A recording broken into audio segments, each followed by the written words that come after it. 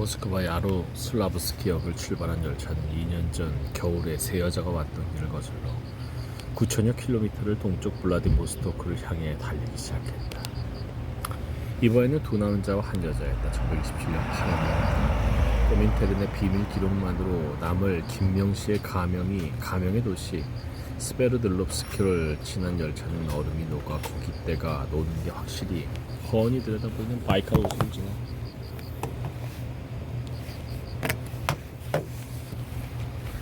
바이칼 호수를 지나 폭설 대신 초원으로 덮인 시베리아 벌판을 달렸다. 몽골 북쪽의 사막지대를 지날 때에는 거대한 회오리 바람이 모래기둥을 만들어 기차를 때리는 바람에 열차 안까지 모래가 들어와 소동이 벌어지기도 했다. 모스크바는 혁명의 혜택이 집중된 특별시였다. 소련의 시골 마을들은 혁명이 일어나기 전과 다름이 없었다. 증기기관차가 위로는 검은 연기를 날리고 바퀴 밑으로는 수증기를 뿜어대며 정류장에 들어설 때마다 노란 곱슬머리를 어깨까지 늘어뜨린 시골 처녀들이 하얀 종아리를 드러낸 맨발로 차창에 몰려들어 집에서 만든 소시지와 삶은 계란을 사라고 내밀었다. 아직 중국과 몽골 사이에 철길은 개통되지 않았을 때였다. 기차를 타고 중국에 들어가려면 블라디보스토크에서 만주를 거쳐 들어가야 했는데 멀기도 하거니와 만주에 깔린 일본 관원과 밀정들을 피하기 어려웠다. 차량으로 고비 사막을 관통해 북경으로 남하하기도 했다. 일행은 모스크바 블라디보스토크의 중간쯤 되는 치타에서 내렸다. 치타에서는 몽골 공산당 지하운동가들이 알선해준 차량을 탈 수 있었다. 중국까지 내려다줄 승합차였다. 2000km가 넘는 멀고도 험한 길이었다. 승합차가 고장날 때를 대비해 부품과 휘발유만을 실은 차량이 별도로 따라붙었다. 먹을 것과 물, 두꺼운 담요까지 필요한 물품을 빌리고 사는 일은 모두 박동무가 맡았다. 그는 상해까지 두 사람을 데려다주고 혼자서 만주로 돌아갈 예정이었다. 초록들판 가득한 야생화가 아름다운 대초원을 지나 고비 사막에 들어서자 죽음의 질주가 시작되었다. 사막은 무섭게 뜨겁고도 무섭게 요동쳤다. 숨도 못 쉬게 뜨거운 정적에 덮였다가도 갑자기 거대한 모래폭풍이 몰아쳤다. 하늘도 땅도 보이지 않는 모래폭풍에 자동차는 뒤집어질 듯 흔들거렸다. 모래알갱이들이 자신들의 영역을 침범한 인간을 위협하듯 유리창과 철판을 두들기며 아우성을 질러댔다.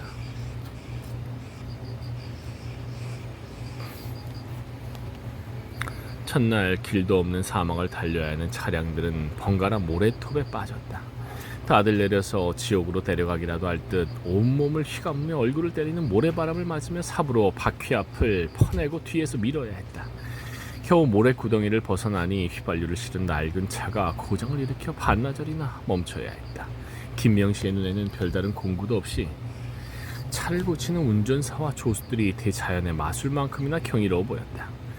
붉은 사막에 동화 따윈 없었다. 소양을 등지고 모래 언덕을 넘는 낙타를 탄 아라비아 대상의 행렬도 없었고 별이 가득한 하늘 아래 모래밭에서 천막을 치고 차를 끓여 마시며 고향을 생각하는 낭만도 없었다. 어서 빨리 사막을 벗어나야 한다는 절박한 생존 욕구뿐이었다.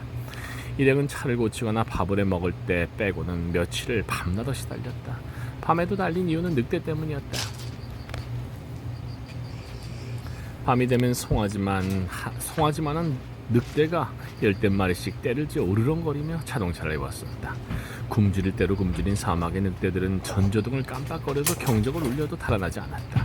깜깜한 어둠 속에서 파랗게 빛나는 눈동자들을 따돌리기에는 모래밭 위에 차가 너무 느렸다. 모래밭에 빠지거나 고장이라도 나서 멈춘다면 몇 분 안에 늑대밥이 될 것이었다. 일행은 제각기 지급받은 권총으로 어둠 속에 푸른 눈들을 겨냥해 쏘아댔는데 차가 흔들리더니 바로 옆에 따라붙은 늑대도 맞히기가 힘들었다. 어쩌다가 한 마리가 맞아 비명소리를 내며 나뒹굴면 잠시 추적이 멈췄다. 쓰러진 늑대를 다른 늑대들이 잡아먹는 것 같았지만 보이지 않으니 알 수 없었다. 사살 효과는 잠깐뿐. 어느새 새로운 늑대들이 나타나 양쪽에서 으르렁댔다. 늑대들이 지쳐 떨어질 때까지 목숨을 건 질주와 충격은 며칠이나 계속되었다. 다들 사막을 통과한 후에야 비로소 사막의 밤하늘에 얼마나 많은 별이 박혀 있었는지 떠올리고 늑대들에게 쫓기던 밤을 자랑스러운 모험담으로 웃으며 떠들 수 있게 되었다. 어딜 가나 사시사철 푸른 소나무가 울창한 온화한 야산으로 둘러싸인 조선반도에서 살아온 그들에게 죽음의 사막과 사막의 늑대들은 잊을 수 없는 추억으로 남았다. 중국 땅은 또 달랐다. 강물은 탁했고 날씨는 무덥고 습했다. 간혹 지나는 호수의 회색빛 석회물과 운하에 썩은 듯 시커먼 물을 보고 있으면 조선반도 구석구석 어디에나 흐르는 맑은 물이 그리워졌다. 중국인의 집들은 투박했고 사람들의 옷차림도 구질구질했다. 음식도 좀처럼 익숙해지지 않았다. 돼지 기름이 뚝뚝 떨어지는 중국 음식을 보며 바이칼 호수에서 먹다 남긴 소금에 절인 담수호 오물의 짜고도 고소한 맛이 생각났다. 중국 땅은 인간으로 뒤덮여 있었다. 시베리아와 몽골의 대자연이 드문드문 흩어져 사는 외로운 인간들을 품고 있다면 중국은 헤아릴 수 없이 많은 인간으로 대지 전체가 오염되어 버린 듯했다. 어딜 가나 넘치는 사람들의 냄새로 공기까지 탁했다. 어디든 어깨를 부딪히지 않고서는 걸어다니기도 힘들었고 소음이 정신을 혼미하게 했다. 기차역 대합실마다 사람이 너무 많아서 경찰이 긴 대나무를 휘두르고 다니며 자리에 앉혔고 표가 없는 사람은 입구에 들어오지도 못하게 해 뜨거운 햇볕이 쏟아지는 광장에 까마귀 떼처럼 새까맣게 앉아 있었다. 조선인의 흰옷은 사흘만 입어도 더러워지기 때문에 어쩔 수 없이 빨아 입어야 하지만 짱산이라고 불리는 중국 옷은 짱산, 주로 검정이나 감색이어서 때와 기름에 쩔어 빳빳해져도 겉으로는 잘 알 수 없었다. 김명시 일행도 목욕을 못한 지가 오래되었지만 목까지 여미는 짙은 꽃무늬 옷을 입은 처녀들이 역한 냄새를 풍기며 지나가면 자기도 모르게 얼굴이 찡그러졌다. 러시아인도 여름에는 흰옷을 입고 다니지만 더러운 사람이 거의 없는 데다 애절히 바르고 친절했다. 조선인은 화라도 난 듯 무뚝뚝한 얼굴을 하고 길가에 앉아 있어도 누군가 도움을 청하면 너도 나도 나서서 귀찮을 정도로 참견을 하기 마련이었다. 중국인은 어느 쪽도 아니었다. 생존을 위한 쟁투가 치열한 탓인지 나라가 혼란해 사방에 위험이 도사려 있는 탓인지 의심과 불친절이 몸에 밴 것 같았다. 뭘 물어도 대답도 없이 지나쳐버리거나 의심스럽다는 표정으로 도리어 질문을 해댔다. 그들이 외부인을 믿지 않는 것처럼 조선 일행도 그들을 믿을 수가 없었다. 4억 인구가 제각기 살아남기 위해 몸부림치는 광경만으로도 혼란스러운 중국 대륙은 거대한 내전에 휩쓸려 들어가는 중이었다. 쏜문의 지도로 봉건 왕조를 무너뜨리고 중화민국을 세웠지만 주요 도시 외의 영토는 장장님 같은 장쩌림 보는 것 같은 사람이겠지. 장장님 같은 군벌들이 분할 통치하고 있었다. 각 군벌의 군대는 군부까지 다르게 있고 관할 영토의 조세권과 재판권뿐 아니라 약탈과 강간의 자유까지 누렸다. 만주 지역은 조선의 독립군과 마적들, 일본군까지 밀고 들어와 있어 중국 전역이 온통 무장 세력들로 넘쳐났다. 이 허박한 상황에서도 쏜문은 이어 국민당을 장악한 장개석은 군벌과의 전쟁보다 공산당을 타도하는 데도 힘을 쏟았다. 장개석 공산당과 국민당은 군부를 해체하기 위해 국공합작을 맺었으나 김명시 일행이 도착하기 몇 달 전에 장개석이 군사 쿠데타를 일으켜 공산당원들을 대량 학살한 사건이 벌어져 있었다. 안내자 박동무는 이 사건에 대해 자세히 설명해 주었다. 공산당은 국공합작 정신에 충실히 따랐습니다. 작년 10월부터 반년 동안 상해에서 공산당이 주도하는 세 차례 무장 폭동이 일어나 상해를 지배하던 군부를 몰아내고 임시정부를 수립하는 데 성공했지요. 그러자 공산당의 세력 확산을 우려한 장개석이 국민당 내부의 공산당원 색출을 지시하는 한편으로 올해 4월 12일에는 군사 쿠데타를 일으켜 공산주의자들과 노동조합에 대한 대대적인 탄압을 시작했습니다. 지금도 상해를 비롯한 주요 도시 곳곳에서 공산당원에 대한 백색 테러가 무수히 자행되고 있습니다. 두 분은 정말 조심해야 합니다. 모스크바에서 온 공산주의자라는 것이 알려지면 언제 어디서 총탄이나 쇠망치가 날아올지도 모릅니다. 중국 땅에 들어서면서 짱산을 사입은 세 사람은 중국인과 별반 달라 보이지 않았다. 일부러 꾸미지 않아도 장거리 여행을 거치는 동안 얼굴까지 까맣게 타서 도둑들도 눈여겨보지 않을 만큼 충분히 초라했다. 권총과 돈은 전대에 넣어 아랫배에 눌러매고 불안할 때마다 전대를 눌러 권총의 촉감을 느껴보며 마음을 가라앉혔다. 마적을 만나거나 경찰에 체포되었을 때 권총이 있다고 해서 살아날 수는 없을 것이었다. 다만 한 놈이라도 죽이고 같이 죽을 수 있으리라는 게 위안이 되었다. 권총을 지그시 누르며 다가올 공포를 이기고 있는데 박동무가 말을 계속했다. 놈들의 탄압 속에서도 중국 공산당은 장마철 들불처럼 자라고 있습니다. 1920년에 50여 명으로 시작된 공산당원은 7년 만에 4만으로 늘어났습니다. 중국 전역의 대도시와 농촌의 지부가 만들어지고 있어요. 그 중에는 조선인 당원도 앉아서 몇몇 주요 도시에서 한인 특별지부를 결성하고 있습니다. 여기서 그는 말을 멈추고 주변을 둘러보았다. 중국인들은 제각기 시끄럽게 떠들어댈 뿐 주위 사람에게 관심을 두지 않았다. 그래도 그의 목소리 한결 낮아졌다. 우리 공산당원들의 과제는 홍군이 행동을 개시할 경우 즉각 총구를 국민당에게 돌리는 것입니다. 세계 도처에서 민족주의와 공산주의의 싸움이 벌어지고 있고 국민당. 우리는 준비가 되어 있습니다. 적들도 마찬가지입니다. 어디나 적들이 우리를 노리고 있습니다. 상해에 들어가면 각별히 조심해야만 합니다. 두 분은 이미 전선 깊숙이 들어와 있다는 점을 잊어서는 안 됩니다. 중국은 조선보다는 체포 위협이 적었으나 직결 처형을 일상으로 아는 군벌과 장개석 군대가 깔려 있으니 죽음과는 훨씬 가까웠다. 일본 영사관 경찰도 상해의 조선인 항일 운동가들을 아무 제약 없이 체포해 조선으로 송환하고 있었다. 중국 대륙을 남하의 상해로 들어서기까지 며칠간의 지루한 기차 여행은 세 사람을 녹초로 만들었다. 시베리아 횡단 열차와 달리 침대도 없이 그 자리에 꼼짝 못하고 앉아 자고 먹고 하자니 허리며 엉덩이가 두들겨 맞은 것 같았다. 증기 기간에 물과 석탄을 보급하기 위해 장시간 머물 때는 잠시 내려 걸으면 다리가 마라톤이라도 뛰고 난 것처럼 뻣뻣했다.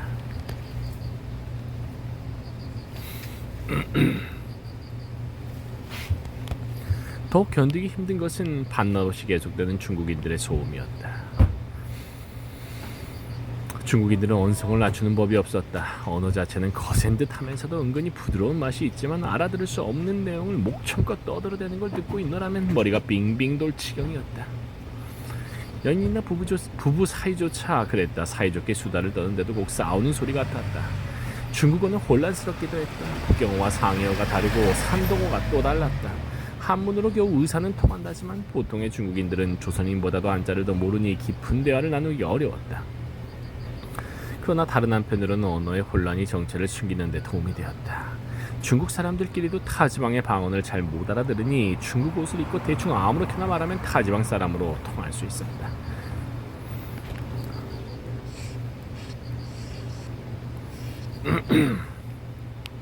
중국 음식도 입맛에 맞지 않았다. 장사꾼들이 열차 창문으로 들이미는 찐빵과 만두 말고는 입에 당기는 음식이 없었다. 김명씨는 더러운 물을 마신 때문인지 너무 기름진 음식을 먹어서인지 설사병까지 걸려 온몸의 기운이 쏙 빠지고 말았다. 한 번 멈추면 반나절씩 꼼짝도 않는 한없이 느린 기차 여행에도 끝은 있었다. 상해역 승강장에 내렸을 때 들려오던 안내방송이 얼마나 반가운지 몰랐다. 첼리시, 샹하이, 호체제. 역을 빠져나오는 내내 계속되는 샹하이라는 발음은 참옷 고혹적이었다. 인파에 떠밀리다시피 역광장에 나서니 황포차라 불리는 인력 거꾼들이 몰려와 일행의 정신을 뺐다. 박동무가 세대를 불러 프랑스 초계지로 향했다. 인력 거꾼들은 하나같이 바싹 마른 몸에 앙상한 체격이었는데 걷어붙인 종아리만큼은 근육과 핏줄이 울퉁불퉁하니 양손으로 잡아야 할 만큼 굵었다. 상해는 황포강변에 형성된 대도시였다. 중국인들은 그래서 강변이란 뜻에 탄을 붙여 상해탄이라고 부르고 황포강을 따라 만든 황포탄 공원을 가보지 않고는 상해를 봤다고 할 수 없다고 말했다. 황포탄 공원. 세대의 인력거가 나란히 황포탄 공원을 끼고 달릴 때였다. 경찰이 도로를 차단한 가운데 사람들이 몰려서서 무언가를 구경하고 있었다. 인력거가 멈추자 박동무가 두 사람에게 기다리라고 하고는 뛰어내려 살펴보고 왔다. 국민당 놈들이 공산당원 3명을 쏘아 죽이고는 보란듯이 전시해놨습니다. 도시 전역에서 매일 이 같은 백색 테러가 벌어지고 있습니다. 이 대낮에요? 경찰이 보호해주니 무슨 짓인들 못하겠습니까? 한참을 기다려서야 길이 트였다. 달리는 인력거에서 내려다보니 박동무 말대로 남자 시신 3구가 인도와 차도 사이에 버려져 있었다. 벌써 굳기 시작한 걸붉은 피가 도로에 넓게 퍼져 있었지만 아무도 손대는 사람이 없었다. 영국과 프랑스는 상해에 각각 조개지를 만들어 자기 땅처럼 사용하고 있었다. 영국은 일본과 긴밀히 협조하고 있어 조선의 독립운동가들이 영국 조개지에 들어간 것은 자살행위나 마찬가지였다. 영국과의 상대적으로 프랑스는 해외 망명객에 관대한 편이어서 대한민국 임시정부를 포함해 여러 약소국 망명객들이 프랑스 조개지에 살았다. 그래서 프랑스 조개지구나. 영국 쪼개지가 아니고 공산주의자들의 거점도 모두 그곳에 있었다. 프랑스 조개지 입구는 시커먼 낯빛에 인도인 경찰이 지키고 있었다. 시골 마을의 장승처럼 멋없이 큰 키에 머리에는 수건을 칭칭 감아 올린 인도인은 별다른 경계심 없이 조선인들을 통과시켰다. 조개지 안에는 인도인 경찰의 절반이나 될까 싶을 정도로 작은 키에 납작한 들창코의 베트남 경찰관들이 돌아다니고 있었다. 프랑스 식민지이던 베트남의 전통 복장 그대로 원뿔형 모자인 롱을 쓰고 긴 나무 몽둥이를 들고 다니는 모양새가 이색적이었다. 인력 거꾼은 자신의 친척이 운영한다는 여관에 일행을 내려주었다. 인력 거꾼들마다 그런 식으로 여관을 소개해주고 수수료를 받는다고 했다. 중국인 사원은 이불과 가방을 들고 앞장서 2층 구석방에 김명실을 안내하고도 무표정한 얼굴로 손을 내밀었다. 말은 통하지 않아도 심부름값을 달라는 뜻임을 알 수 있었다. 동전을 쥐어주고는 배가 아파 저녁은 못 먹겠다며 그대로 딱딱한 나무 침상에 쓰러졌다. 홍곤한 잠에 빠졌다 깨어나니 한밤중이었다. 보슬비가 내리는 창문에 전등 불빛이 일렁이고 있었다. 모스크바의 밤이 간간히 군용 차량 지나는 소리나 들릴까 적막하기만 했다면 상해의 밤은 앞편에 취한 듯 끈끈하게 꿈틀거리고 있었다. 대부분의 새로 지은 우아한 서양식 건물들 뒤로 낮게 깔린 중국인들의 우중충한 기와집들마다 밤늦도록 불이 밝혀져 삶의 소음을 쏟아냈다. 무거운 마차를 끌고 가는 힘겨운 말발굽소리, 긴 막대양 쪽으로 만두나 월병이 담긴 대바구니를 출렁이며 뒷골목을 누비는 야간 장사꾼들의 대나무 딱딱이 소리, 열린 창으로 담배인지 마약인지 알 수 없는 연기가 흘러나오는 방 안에서 마작판을 두드리는 소리, 눈먼 노인이 부는 피리 소리에 맞춰 노래하는 맨발의 거린 소녀의 애처로운 음성이 소리 없이 비를 뚫고 방 안으로 밀려들어왔다. 쓰린 속을 부여하는 채 다시 잠들려고 애쓰는데 황포강을 오르내리는 기선들의 긴 고동소리와 함께 매음녀들이 드나드는 듯 간드러지는 웃음소리와 복도의 나무마루 삐걱대는 소리가 방해했다. 다시 얼마간 잠이 들었다 깨니 거리의 소음은 거의 사라지고 창문에 어른대던 불빛도 보이지 않았다. 비는 그친 듯했다. 대신 옆방에 아편쟁이 남녀가 들어온 듯 흐느적거리는 목소리와 침상 흔들리는 소리가 시작되었다.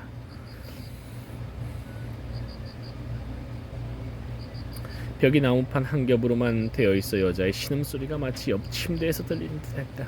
음탕한 비음을 듣고 있으려니 음탕한 비음. 고노체가 생각이 났다.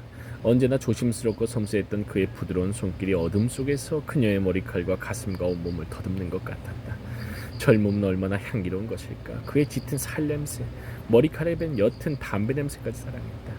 현악기처럼 굵고도 낭랑한 그의 음성은 또 얼마나 감미로웠던가. 상념은 한 잔의 따뜻한 차처럼 목을 타고 내려와 명치 주변으로 퍼져나가며 온몸을 점도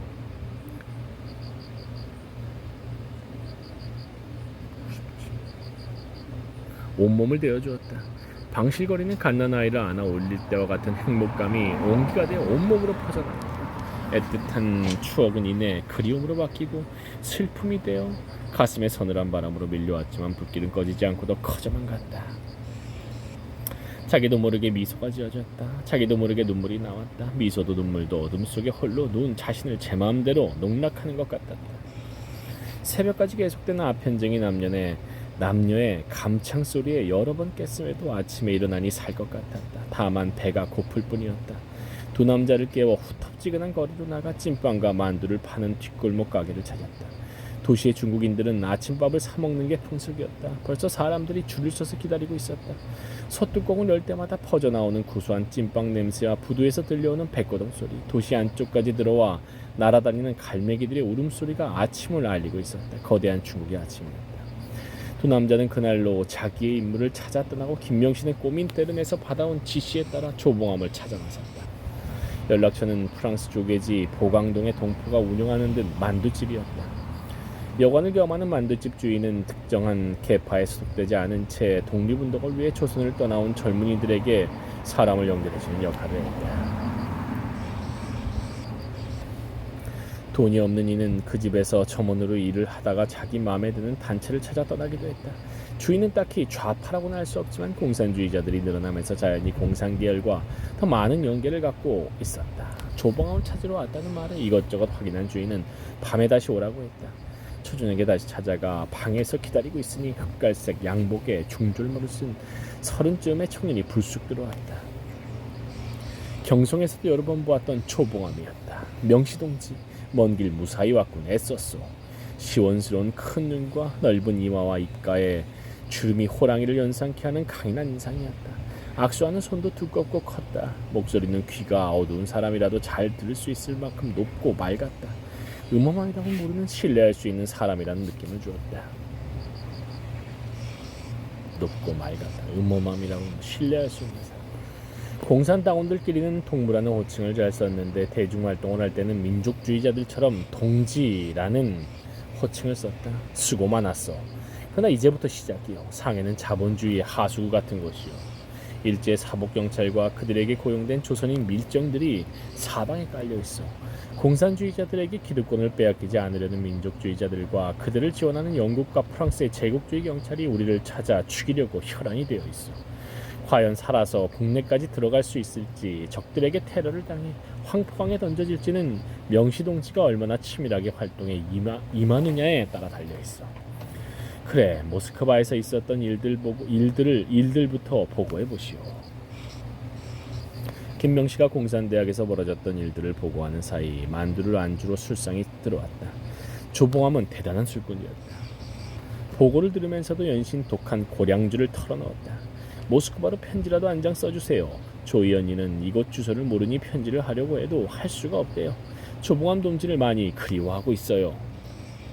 어느 정도 보고를 마친 김명씨가 말을 꺼냈을 때 조봉암은 술기운으로 불쾌해진 얼굴에 곤혹스러운 표정을 지어 보였다. 잠시 천장을 올려다보던 그는 짧게 한숨을 내쉬고는 고량주 2잔을 더 마신 다음에 털어놓았다. 실은 내가 이곳에서 다른 여자와 동거하고 있어. 말하기가 거북하긴 하지만 이곳에서는 모두들 아는 이야기니 숨길 것도 없어. 어떻게 그런 일이? 놀라워하는 김명씨에게 조봉암은 짤막하게 사정을 설명했다. 그가 22살 때 고향 강화도에서 만세운동을 주동에 1년간 옥살이를 한 적이 있었다. 그때 함께 만세운동을 했던 여학생과 사랑을 나누었는데 그의 집은 극빈한 상민이었고 여학생 집은 근동의 부잣집 양만댁이었다. 여학생은 어른들의 극심한 반대로 집안에 강제로 감금되어 버렸다. 세상에 대한 원망을 아는 채 고향을 떠난 조봉암은 빈손으로 일본에 건너가 공사장 노동자로 일하며 대학을 다니면서 공산주의자가 되었다. 귀국한 후에는 역시 공산주의자이던 김조이와 결혼까지 했다. 그런데 얼마 전 그 여학생이 불쑥 상해로 찾아왔다. 헤어진 지 7년 만이었다. 집안에 감금된 여학생은 다른 사람과의 혼인을 거부하고 7년을 버티는 사이 건강을 돌보지 않아 심한 폐병에 걸리고 말았다. 시한부 생명이 된 그녀의 마지막 소원은 조봉암을 한 번만 보게 해달라는 것이었다. 집안 어른들은 어쩔 수 없이 그녀를 상해로 보내주었고 그녀는 죽어가는 몸으로 조봉암을 찾아온 것이었다. 모스크바에 아내를 두고 이래서는 안 되는 줄 알지만 죽어가는 불쌍한 여자를 받아주지 않을 수 없었어. 이 문제로 인해 동지들 사이에 나에 대한 비판이 일고 있다는 건 알고 있어. 부도덕한 이중 결혼을 했다는 지적이지요. 그러나 나는 이 여자의 마지막 소원을 외면할 수 없었어. 김명씨는 그대로 모든 상황이 이해가 되었다. 여자분 이름이 뭔데요? 김이요. 지금 건강은 어때요? 소원을 이룬 덕분인지 먹을 것도 잘 먹고 잘 웃기도 하다 보니 많이 좋아지는 것 같소. 그렇지만 언제 생이 끝날지 알 수 없는 시한부 인생이 내가 감옥에 가더라도 그 여자의 임종은 지키고 가겠다는 마음 외에는 없어. 김명씨는 고개를 끄덕이며 말했다. 김이육이란 분 집념이 대단한 여성이네요. 건강 잘 돌봐서 꼭 살려놓으세요. 이해해줘서 고맙소.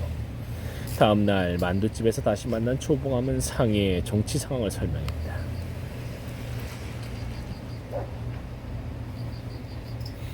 프랑스 조계지에는 조선인뿐 아니라 베트남, 필리핀, 몽골, 인도의 망명객들이 몰려들었고 이들을 따라 식민지 지배국들이 파견한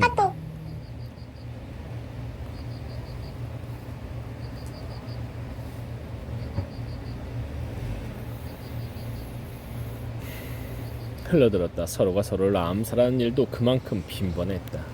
망명객들이 몰려 사는 노강리나 홍리 같은 곳에는 집을 수리하려고 마루를 뜯어내자 살해당한 시신이 뼈만 남아 발견된 일이 한두 건이 아니었다. 김명씨 동지도 조심해야 하오.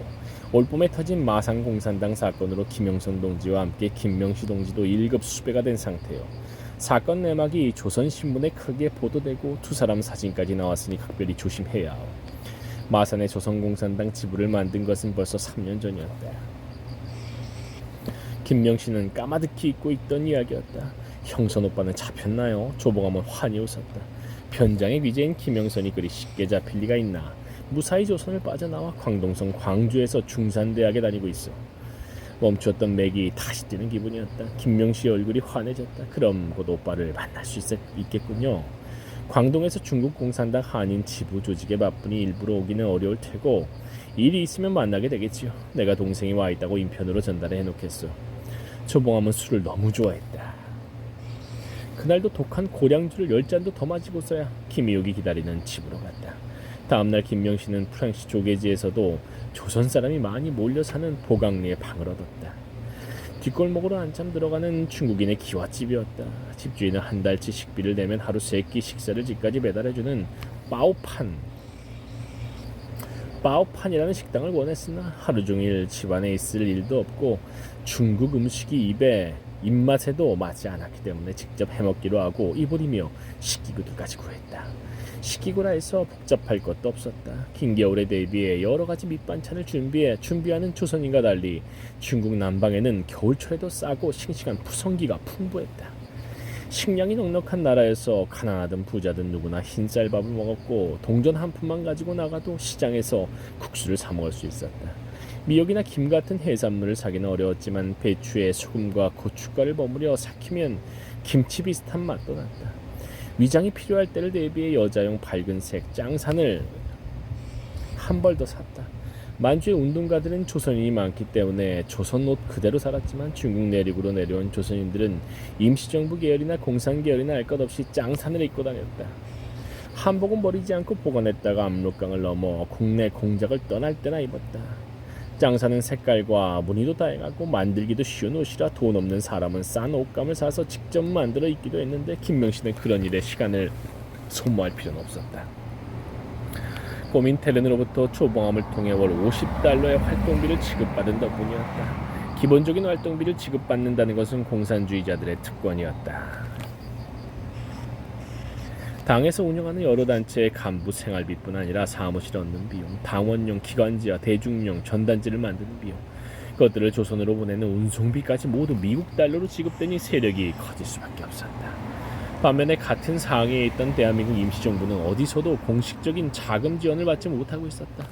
레닌이 살아있을 때만 해도 상당한 재정 지원을 받았으나 김구를 중심으로 한 반공 민족주의자들이 장악하면서 소련의 지원도 끊기고 말았다. 중화민국도 초대 총통 손무는 임시정부를 적극 지원했으나 그가 사망한 뒤 권력을 승계한 장개석은 일본과의 마찰을 꺼려 자금 지원에 소극적이었다. 이에 임시정부는 무장 청년들을 국내로 보내 친일파나 대지주에게서 돈을 강탈할 시도했으나 성공한 사례를 들어보지 못했다. 사정이 이렇다 보니 임시정부 강요라는 사람들도 하루 세 끼니 챙겨 먹기 어렵고 옷 한 벌, 구두 한 켤레 사 신기 어려웠다. 젊은이들은 전차회사나 공장에라도 들어가 연명했지만 늙은이들은 딱 한 신세였다. 이래저래 다들 떠나거나 일을 다니다 보니 김명씨가 상해에 도착한 무렵에는 경무국장 김구 혼자서 임시정부를 지키고 있다는 말까지 돌았다. 김구조차도 구두가 없어 집신이나 헝겊신을 신고서 끼니를 때우려고 이 집 저 집 돌아다닌다고 했다. 김명씨는 먼저 소련 공산당원에서 중국 공산당원으로 당적부터 옮겼다. 그리고 중국어를 배우기 위해 조선인의 집에서 이틀에 한 번씩 열리는 야학에도 등록하고 화허집성이라는 두꺼운 중국어 사전도 샀다. 학교 선생인 중국인을 초빙에 배웠는데 학생은 10대 명이었다. 조선인 수강생 중에는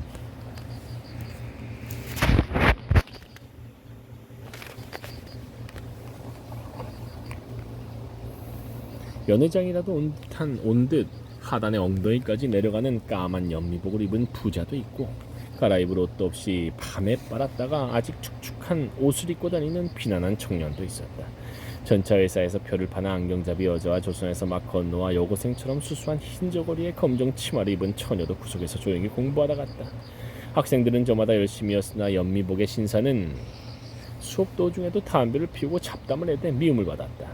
상해의 조선인 공산주의자들은 중국 공산당 상해 한인 지부에 소속되어 있었다. 중국 공산당 상해 한인지부. 공개적인 간판을 붙일 수는 없었지만 모일 공간은 필요했다. 국민당의 탄압을 피해 이리저리 사무실에 옮겨다니며 출판공사나 유한회사 같은 간판을 번갈아 붙였다. 한인지부에 소속된 당원은 40명 정도밖에 되지 않았으나 이들은 제각기 공개적이고 합법적인 사회단체에 가입해 회원이나 간부를 맡고 있어 실제 영향력은 적지 않았다. 한인지부의 공식적인 지도자는 홍남표 석이었다. 김명씨보다 20살이 더 많은 중년으로 조선일보 기자 출신이자 조선공산당 창립 당원이었다. 나이는 많아도 야무지고 매서운 표정이 아주 엄격한 원칙주의자로 소문난 인물이었다. 혁명의 열정에 사로잡혀 있던 김명씨와는 뜻이 잘 맞았다. 홍남표는 우선 김명씨에게 가명으로 신분증을 하나 만들게 한 뒤 선전부장을 맡겼다. 조선인 남녀들에게 비밀리에 사회주의 학습을 시키는 일이었다. 사실 직책명은 그리 중요하지 않았다. 간부들은 조직, 선전, 선동을 모두 소화해야 했다. 김명씨는 선전부장부터 조직부장, 부녀부장, 갑조, 조장을 돌아가며 맡았으나 활동 내용은 큰 차이가 없었다. 실무간사인 조봉암은 책에 나오는 이론에 맞춰 세상을 재단하는 학급파 교조주의자들과는 달랐다. 러시아 혁명사의 경험에 얽매이지 않고 민족주의자나 자유주의자들과도 유연하게 타협하는 사람이었다. 원칙을 강조하는 홍남표와 가끔은 충돌하기도 했지만 홍남표도 조봉암의 조직력과 대인관계가 아니면 한인지부는 대중기반을 잃고 만다는 점을 잘 알고 있기에 서로 신뢰하고 존중했다. 조봉암이라는 인간 자체가 어느 누구에게도 미움을 받을 수가 없는 그런 사람이기도 했다. 상해에는 유력한 여성단체로 대한부인회가 있었다. 주로 이화여전 출신의 부잣집 여자들이 회원이었다. 민족해방을 위한 직접적인 투쟁에 나설 의지도 없는 유한 여성들인데다 반공의식까지 강했다. 한인지부 부녀회장을 맡은 김명씨는 대한부인회에 맞서 새로운 여성단체를 만들자고 주장했다. 홍남표까지 셋이 있는 자리에서 제안을 하니 조봉암은 약간 우려를 표했다. 상해에 와 있는 조선인 숫자를 다 합쳐봐야 2,000명이 안 될 텐데 또 다른 부녀회를 만들어 과연 힘을 발휘할 수 있을까요? 우리 편 여성들을 대한부인회에 가입시켜 주도권을 전치하는 프락션 작업은 어떻겠습니까? 원칙주의자 홍남표는 김명씨의 의견에 동의했다. 대한부인회는 우리에게 적대적일 뿐만 아니라 임시 정부 활동에도 별 도움을 주지 않는 부르주아 여성단체에 불과하네. 흙탕물에 새물을 부은들 맑아질 리가 없지 않나. 조봉암은 작은 일에 연연하지 않는 성격이었다. 한두 마디 더 작은 의견을 냈으나 두 사람이 별도의 부녀 조직을 고집하자 흔쾌히 따랐다. 좋습니다. 동지들의 의견이 그렇다면 따르겠습니다. 매사가 그런 식이었다. 사소한 일에 무심한 시원스러운 성격에 사람을 의심할 줄 모르는 게 단점이라면 단점인 조봉암은 누구하고나 함께 일하기 편한 사람이었다. 새 부녀단체는 순조롭게 조직되었다. 조선인들은 끊임없이 압록강을 넘어 중국 땅으로 들어오고 있었다. 대다수가 만주에 머물렀으나 점점 많은 사람이 북경을 거쳐 사계까지 흘러내려왔다. 프랑스 조계지에 들어온 2,000여 명은 적다면 적지만 많다면 많은 숫자였다. 유학원 여학생 등 젊은 여자들을 하나둘씩 포섭해 나갔다. 임시정부 인사들은 대개 반공 보수파였지만 그 자녀들은 사회주의에 호의적인 이가 많았다. 그들의 아내들도 하나둘씩 조직해 나갔다. 부녀 조직뿐 아니라 이런저런 일로 바쁘게 돌아다니는 사이 시간은 금방 흘러 어느새 반년이 지나가 버렸다. 조봉암은 용건이 있든 없든 한 달에 한두 번은 꼭 김명씨를 데리고 여운형의 집을 방문했다. 여운형은 조봉암보다도 앞서 공산주의를 배운 조선 공산주의자 1세대로 조선인 최초로 공산당 선언을 번역한 사람이었다. 여운형, 경기도 양평의 대지주집 아들인데다 수완도 좋은 그는 2층집 전체를 독채로 빌려 살고 있었는데 홍남표도 그 집에 얹혀 살았다. 이번에 여운형을 방문한 이유는 새로운 부녀회의 창립식을 알리고 참석해달라고 요청하기 위해서였다. 여운형의 집은 컸지만 살림하는 가정 같지가 않았다. 응접실 가운데 탁자와 의자만 놓였을 뿐 장식문이라곤 벽에 걸린 커다란 조선지도 한 장뿐이었다. 먼저 홍남표가 내려왔기에 조봉암과 셋이 잡담을 나누고 있으려니 한참 뒤에야 승마복에 가죽정화를 신은 건장한 조선인 청년이 문을 열고 들어왔다. 여러 차례 백색 테러 위협을 당해온 여운형을 지키기 위한 경호원이었다. 청년의 등 뒤 허리춤에 권총이 꽂혀 있는 게 얼핏 눈에 띄었다. 총구가 길어 하게달이라 불리던 벨기에제 브라우닝 권총이었다. 청년이 방 안에 세 사람밖에 없음을 확인하고 나간 뒤고 40대 초반의 신사가 들어왔다. 웬만한 서양인보다도 큰 키에 운동선수처럼 떡 벌어진 가슴이 우람한 여운형이었다. 키가 컸구나. 가로로 길게 찢어진 큰 눈에 코 밑에는 초승달처럼 말아올린 카이저 수염을 길렀다. 영국식 격자무늬 바지에 스웨터도 양모인 듯 고급스러워 보였다. 머리칼은 반백이었고 이마에는 주름살이 굽이치고 있었다. 주름살. 김명시 동지 자주 보는구려. 여운형은 웃는 얼굴로 손을 내밀었다. 초봉함의 손보다도 크고 넓적해 바싹 마르고 갸냘픈 김명시의 손은 한 줌에 쏙 들어가 버렸다. 그는 바쁜 몸이었지만 여성단체 결성식에 참석해달라고 말하니 흔쾌히 승낙하고는 말했다. 내 생각이 오구만. 결성식에 임시정부 쪽 부인네들을 초대하는 게 어떻겠어. 여운형은 품이 넓은 사람이었다. 공산주의자, 민족주의자 할 것 없이 조선의 해방을 위해 싸운다면 누구나 반겨 맞아 재워주고 먹여주고 적으나마 차비까지 주는 사람이었다. 공산당 책임자 홍남표와 살면서도 임시정부의 후원단장도 맡는 시기였다. 러시아 혁명 직후 모스크바에 가서 레닌과 트로츠키를 만나 조선의 독립운동을 지원해달라고 요청해 거액을 받은 적도 있고 정반대 입장인 장개석으로부터도 상당한 지원을 받아내기도 한 탁월한 협상가였다. 대한부인의 말인가요? 앞으로 두 부녀단체 사이의 사상투쟁이 치열하게 벌어질 텐데 굳이 부를 필요가 있나요? 김명시의 반대에 여운형은 수염을 만지작거리며 말했다. 장차 조선이 자유로운 민주주의 국가가 되려면 서로 다른 이념과 주장들을 용인하고 평화적인 선거를 통해 인민의 선택을 받은 문화가 되어야 합니다. 이러한 정신으로 민족유일당 운동을 시작하는 게 아니겠소. 자기 생각만이 옳다는 편협함을 버리고 다른 사람들의 견해도 들어보고 서로 뜻을 모으는 게 필요하오. 언제나 김명시 편을 드는 이는 원칙주의자 홍남표였다. 우리 쪽에서는 어떻게든 힘을 합쳐 제국주의와 투쟁하자고 제안을 하는데 그쪽에서 받아들이질 않으니 어쩌겠습니까? 여운형은 고개를 저었다. 민족 진영에서는 정반대로 이야기하던데요. 공산주의자들이 주도권 장악에만 목적을 갖고 있다고 말이요. 엊그제 만난 모 인사는 내게 공산주의자들의 궁극적인 목적은 자기 같은 부르주아를 타도하는 거라고. 좌우 앞장은 일시적 연극에 불과하다면서 극심한 불신을 보이더구먼요. 흥분을 잘하는 홍남편은 금방 격양되어 말했다. 지금 중국 곳곳에서 공산주의자들을 살해하는 게 누군데 그런 소리를 하는 겁니까? 여운형은 손을 저었다. 이런 사태를 막기 위해서라도 더욱 서로 만날 필요가 있는 것 아니겠소. 갈라서야 할 이유를 만들자면 얼마든지 있듯이 합칠 이유도 만들자면 얼마든지 있는 거요. 이때 한 청년이 씩씩한 걸음걸이로 응접실에 들어섰다. 크지 않은 키에 날렵한 몸매를 가진 20대 초반이었다. 길다고는 알 수 없지만 광대뼈가 거의 나오지 않아 갸름하니 마른 얼굴이었다. 눈은 작고 매세운 데다 날카롭게 솟은 작은 코와 얇은 입술도 야무져 보였다. 여운형이 악수를 청하며 반겼다. 김무정 군이 아침부터 웬일인가. 김무정. 그냥 안부 인사차 들렀습니다. 차례로 인사를 하던 김무정은 김명시를 보고 눈썹을 치켜 올리며 반가워했다. 명시 동지도 왔네. 어쩐 일로? 나도 그냥 안부 인사차 왔죠. 김무정은 김명시보다 3살 많았다.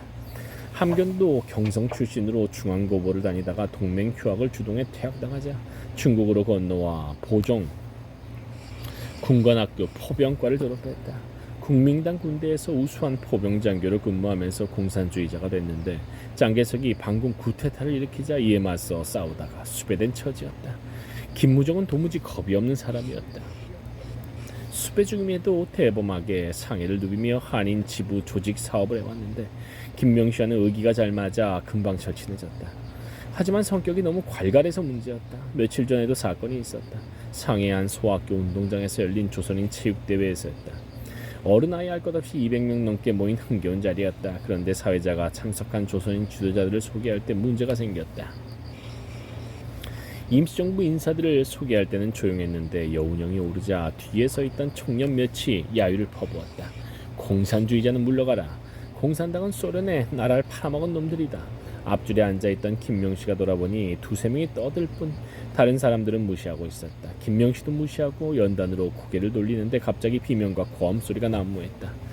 놀라 일어나 보니 김무정이 물풀에 나무 몽둥이로 청년들을 두들기며 욕을 퍼붓고 있었다. 청년들이 달아나자 그 뒤를 쫓아다니며 소리쳐댔다. 친일파 밀정놈들아. 가서 외놈들 똥구멍이나 빨아먹어라. 이 더러운 놈들아. 누구든 참된 애국자를 욕하는 놈은 내 손에 다리 몽둥이가 부러질 줄 알아. 고함을 쳐대는데 아무도 말리지 못했다. 서둘러 김명씨가 달려가 김무정의 손을 잡아 끌었다. 자존심 강한 사람이라 사람들 앞에서 야단을 칠 수도 없어 교문 밖으로 끌어낸 뒤 질책했다. 잡혀가려고 작정을 했어요. 수배된 사람이 공개 집회에 온 것도 큰일인데 사람을 때려요. 저 사람들 욕하는 거 처음 들어요. 김무정의 음성에는 방금 전까지의 사나운 기세가 순식간에 사라지고 없었다. 아, 내가 바보인 줄 아시오. 다시는 덤비지 못하도록 일부러 성난 채 보인 것뿐이요. 나 화 안 났소. 김명씨는 참지 못하고 웃음을 떠들었다.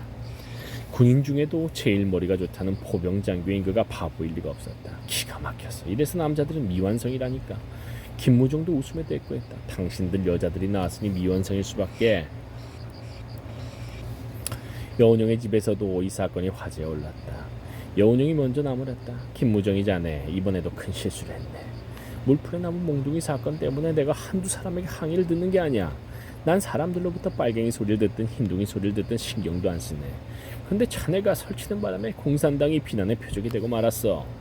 그렇지 않아도 좌우합작이 쉽지 않은데 자네 같은 성급한 열혈 공산당원들 때문에 골치야. 조봉암도 야단을 쳤다. 이 친구야. 경찰에 쫓기는 사람이 틀릴 때마다 주먹을 휘두르면 되겠어. 자넨 조급하고 폭력적이어서 탈이야. 김무정은 굽히지 않았다. 저도 투쟁하는 민족주의자들은 존중합니다. 그러나 말로만 항의를 한답시고 실은 반공주의에만 열을 올리는 얼치기 민족주의자들과 타협이 불가능합니다. 그런 놈들은 부드럽게 대해봐야 우리를 우습게 여길 뿐이죠. 안 그래도 자네를 우습게 보는 사람 아무도 없네 그려.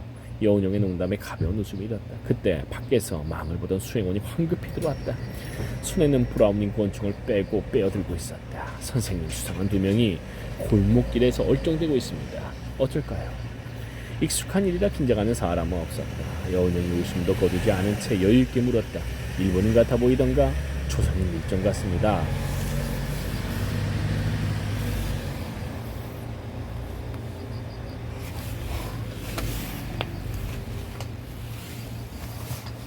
경찰이 곧 들어닥칠지 모르겠습니다. 프랑스 조계지에서는 일본인 영사관 경찰도 경찰 활동을 할 수 있었다. 다만 체포한 수배자를 데리고 나가려면 프랑스 경찰의 승인이 필요했다. 프랑스는 대한민국 임시정부를 승인한 유일한 강대국으로 초기에는 자국의 조계지로 피신해온 조선 독립운동가들에게 우호적이었다. 그러나 점차 일본의 압력에 밀려 일본 경찰 편을 들고 있었다. 김무정은 벌떡 자리에서 일어나더니 안쪽 가슴에 차고 있던 권총을 두드려 보았다. 걱정 마십시오. 제가 있지 않습니까? 여운형이 그의 손을 잡아 자리에 앉혔다. 쓸데없는 짓 말게. 나하고 홍남표군이 먼저 나가 유인할 테니 젊은 동지들은 상황 봐서 빠져나가도록 하게. 여운형과 홍남표가 앞장서서 집을 나간 뒤 조봉암이 뒤따랐다. 그 뒤로 김무정과 김명씨가 부부처럼 나란히 여운형의 집을 빠져나왔다. 밀정들은 여운형 일행을 뒤따라간 듯 보이지 않았다.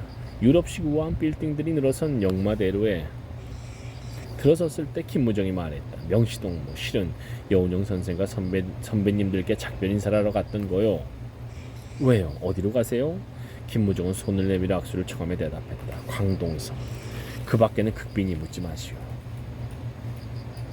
퍽 아쉬웠지만 자기 자신도 언제 명령을 받아 상해를 떠날지 알 수 없는 일이었다.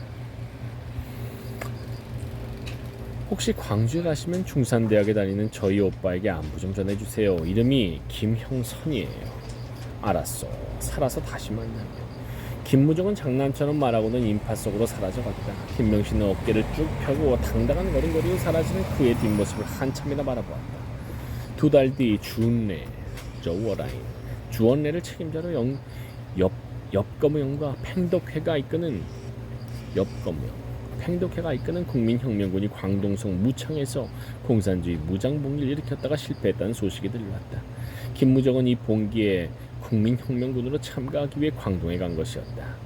다시 며칠 뒤에는 국민혁명군 잔여 세력이 광동성의 수도 광주로 진군해 12월 10일 광주 코민을 세우는 데 성공했다는 소식이 접수되었다. 광주에 있는 황포군관학교에 조선인 청년들도 시가전에 참가했으나 광주 꼬미는 짱개석 군대와 지방 군벌의 연합군에게 사흘 만에 무너지고 조선인 학생 200여 명은 끝까지 도심지에 남아 싸우다가 대부분 전사했다는 소식이 잇따랐다. 생존자의 정확한 명단은 알 수가 없었다. 무창봉기와 광주고민을 이끌었던 중국 공산당 지도부는 무사하다는 소식만 들려왔다. 김명신은 오빠가 어떻게 되었는지 걱정이 되어 미칠 지경이었다. 중국 공산당 간부로 전투를 이끌었던 김무정의 생사도 궁금했다. 광주커민이 무너지고 열흘쯤 지난 12월 하순이었다. 전차 회사의 조선인 여직원들로 구성된 야채이카를 대상으로 강의를 마치고 밤늦게 부녀의 사무실을 나온 김명신은 골목에 접어들면서부터 그림자 하나가 뒤따르는 걸 느꼈다. 그림자로 보아 짱산을 입은 듯한데 한쪽 다리를 절고 있었다. 경찰이나 밀정이라면 굳이 골목까지 따라 들어올 필요는 없이 아무데서나 체포하면 그만이었다. 혹시 형선 오빠가 아닐까? 가슴이 뛰었다. 일단 현관으로 들어가 문 뒤에 섰다. 그림자는 곧바로 따라들어왔다. 형선 오빠? 속삭여 묻는데 그림자는 대답 대신 희미한 전등 불빛 안으로 들어섰다. 한 남자가 이를 드러내며 웃고 있었다. 오빠만큼이나 그리웠던 얼굴이었다. 상해에 나타나리라고는 상상도 못했던 그가 눈을 들여다보며 소리 없이 웃고 있었다. 고노체였다. 김명신은 낮게 비명을 지르며 그의 손을 잡았다. 고노체는 현관부터 다가왔다. 정신을 차린 김명신은 얼른 그를 자기 방으로 이끌었다. 그는 확실히 다리를 절고 있었다. 언제 왔어요? 다리는 왜 이래요? 내 방은 어떻게 찾았고요? 고노체는 방에 들어오자마자 나무 침상에 쓰러져 버렸다. 누운 채 올려다보던 얼굴은 헬쑥했고 햇빛에 다 새까맸다. 불편해하는 발을 만져보자 몸을 비틀며 신음소리를 냈다. 국민당 놈들 총에 맞았어. 광주에서. 광주 고민에 참가했단 말이에요. 대체 언제 광주에 간 거예요? 김명씨가 모스크바를 떠나고 석 달도 안 돼 광주로 배치받았어. 봉기가 일어날 줄은 모르고 갔던 거지. 김조희 언니와 고명재 언니는요. 아직 카우투부에 남아서 공부하고 있어. 가장 궁금한 것은 오빠 소식이었다. 광주에서 형선 오빠를 봤어요. 오빠는 무사한가요? 김영선 동부는 무사해. 장지락, 오성윤, 김용건, 김성숙도 살아서 광주를 빠져나갔다는 소식을 들었어. 하지만 황포군관학교 특무대대 조선인 학생은 거의 몰살됐지. 150여 명이나 다른 영명가 수십 명도 죽고 내 눈앞에서만 20명이 넘게 죽었어. 말하느라 지친 고노체는 다시 양손을 내밀어 그녀의 얼굴을 어루만지며 힘없이 웃었다. 다시는 명씨를 못 보는 줄 알았어.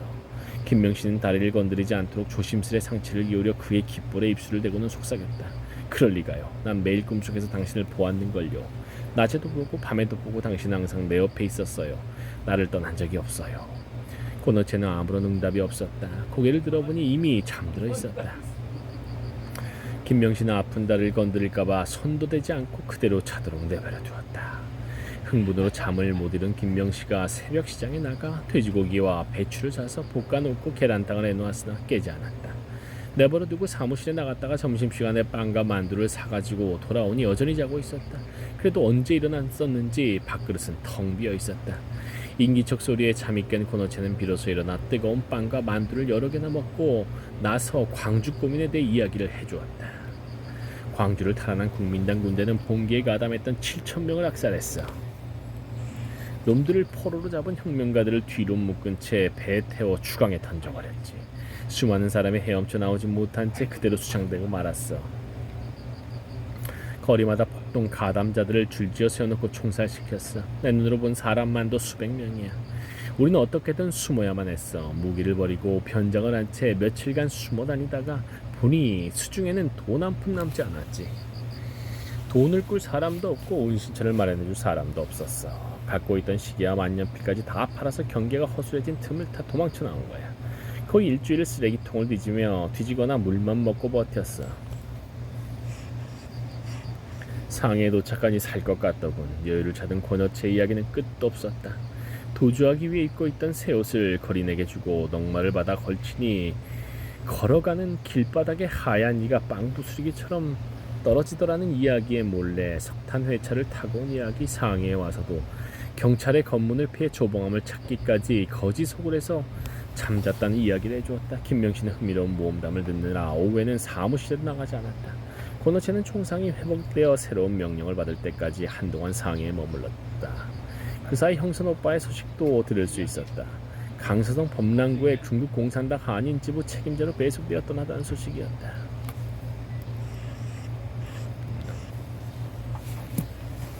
팽덕회 부대 장교로 무창 봉기에 참가했던 김무종은 광주에 들어가지 않고 지도부와 함께 피신해 무사히 살아났다. 그는 얼마 후 상해로 돌아와 김명씨와 함께 한인 지부 간부로 일하게 되었다.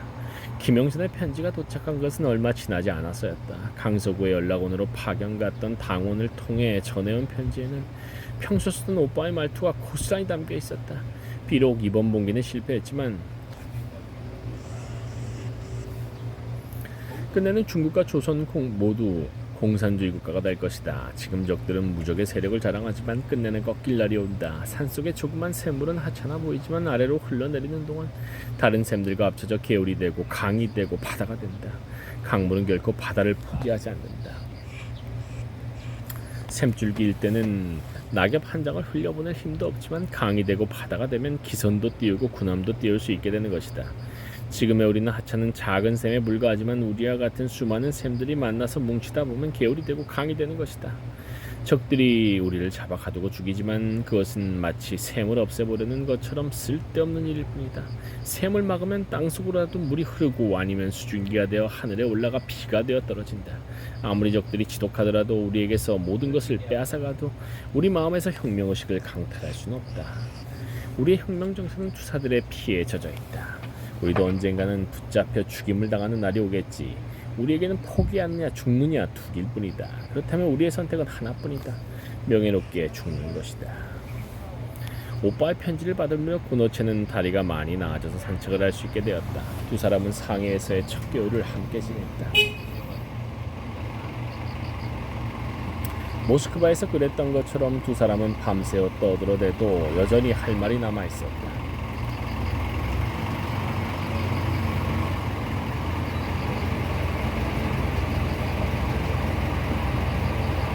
말을 나누기 전에는 서로 생각이 달랐더라도 한 사람이 먼저 자기 의견을 내놓으면 상대방이 바로 받아들여 말싸움이 되지 않았다.